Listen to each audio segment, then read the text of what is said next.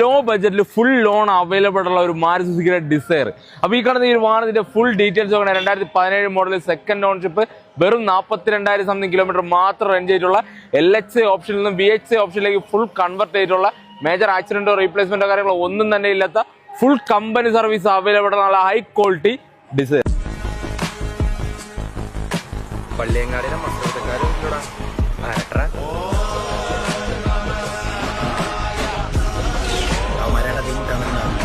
നമ്മറുമാരൊന്നും ആൾക്കാരെ തല്ലിക്കൊള്ളാമെന്നല്ല, ഇത്ര സ്കോർപ്പിലിരിക്കണ എല്ലാവരും തല്ലിക്കൊള്ളാമെന്ന് അവരുടെ കൊണ്ടുവരണം.